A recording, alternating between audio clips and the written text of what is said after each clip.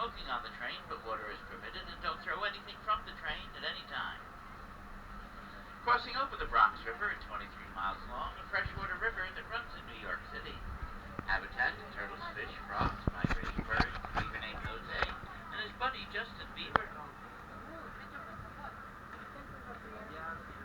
Coming into our first field, check out the shady areas. You'll see the peafowl, India's national bird, the peacocks and peahens. Those long, beautiful feathers are actually bat feathers, not tail feathers. They use their tail feathers to hold the back feathers up when they display. Normally here we would have the axis deer, the Barrasinga deer, and the white-bellied black-buck antelope. But with all the land they have to roam in and the shade they wanted to get, they went over that hill on the left-hand side. That just means that we'll catch up to them in about 8 to 10 minutes, so we'll see them on the other side when we get there.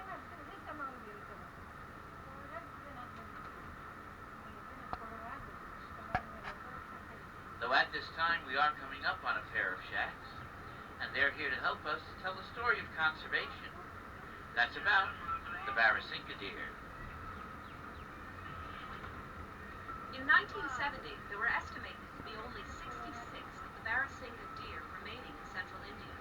But this population was saved by the cooperation of the local Indian community. Like the shacks you see here, there were many small farms using space in and around India's Kanha National Park. These people were coming into contact with deer and tigers that were also living there. Through cooperation with the Indian government, local communities agreed to relocate the villages. By moving, farmers still had land to farm, but the tigers and their prey got overgrown. Now we all know that a species that's extinct no longer exists like the dinosaurs and dodo bird. However, if that wasn't true, then this would be Jurassic Park and not the Bronx Zoo. But the Bronx Zoo it is. We're going to have a look at a species of horse that neared extinction, but made quite a comeback, the Mongolian wild horse. They're known for their short spot appearance and their erect mane, which I'm sure Mr. T would approve of wholeheartedly. I mean, look at those guys. They're rocking the mohawk. Guess they were born genetically awesome. They're one of the last of the wild horse species left in the world today. Others have been domesticated in the world in one way or another. Their baby is coming up at 4 weeks old. You know, their numbers are being replaced now in areas of China and Mongolia, with herds being contributed by both North American and Asian zoos.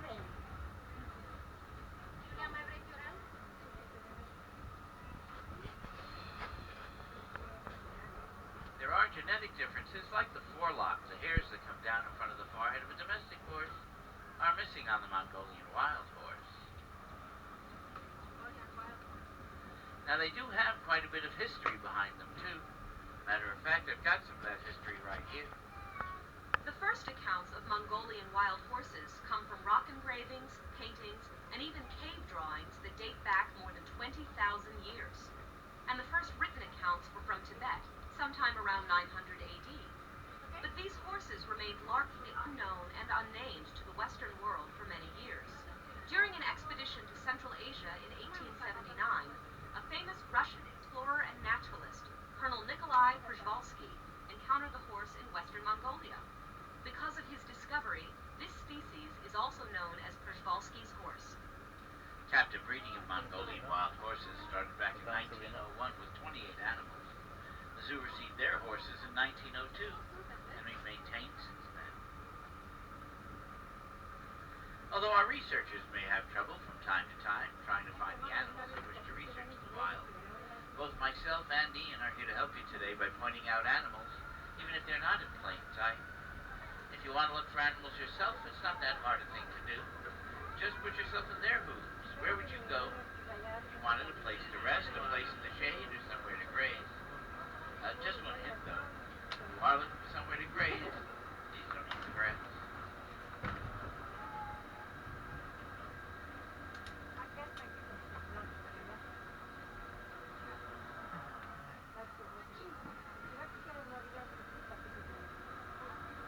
This next field, we're looking for two endangered species, the brow-antlered deer and the owl. The brow-antlered deer are known for the eyebrows coming out of the tops of their heads. Though we won't be able to see those antlers because it is Ladies' Day out amongst the brow antler deer. You can see some of them scattered at the back fence. Actually, to the right of the back fence, in that opening between the trees.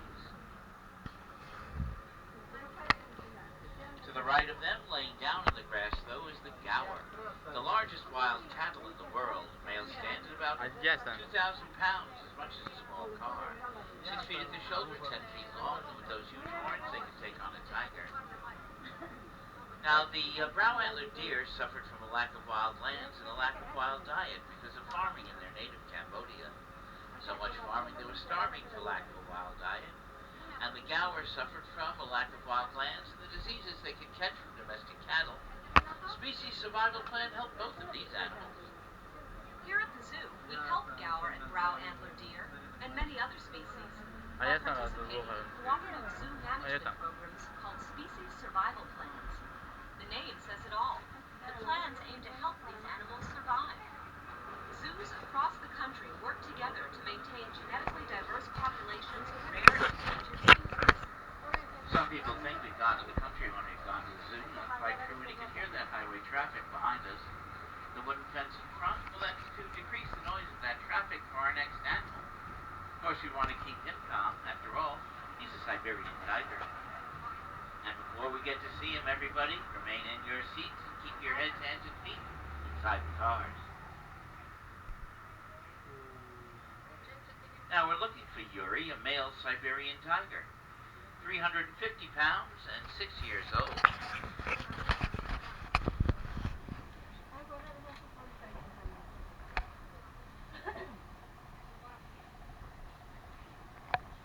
Now he is quite a youngster, though.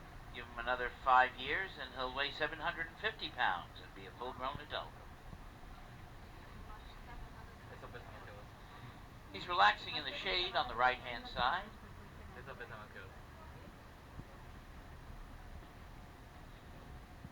Stripes on a tiger's back are like fingerprints to you and me. They eat a variety of animals, but prefer pig and deer. Pig they will. They'll eat about 40 pounds of meat in one sitting, the equivalent of 160 hamburgers. After a meal like that, they usually won't eat again for several days. I can only do about 30 burgers myself. How about you?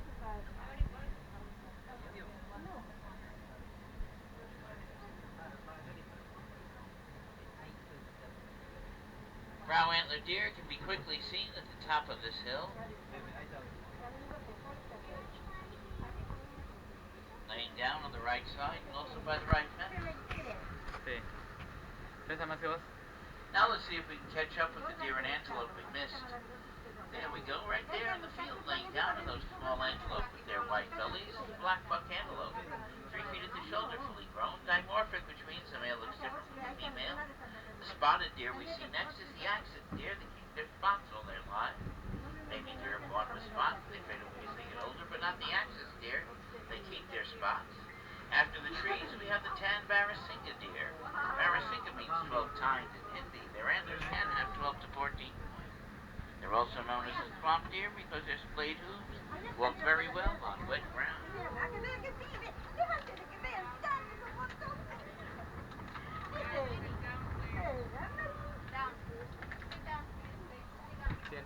Imagine a pig with tusks that come up to its snout and point backwards towards its eyes.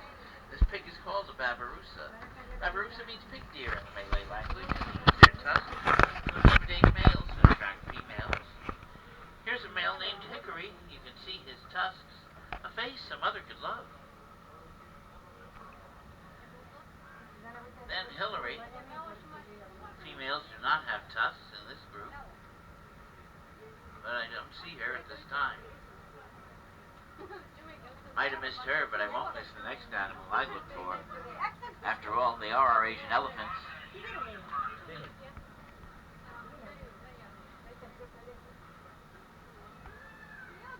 See, nothing up my sleeve, and I just made elephants disappear. Not so. We got to get beyond these trees on our right. They're just on the other side. Patty and Maxine are each in their mid-40s, and they each weigh in at over 10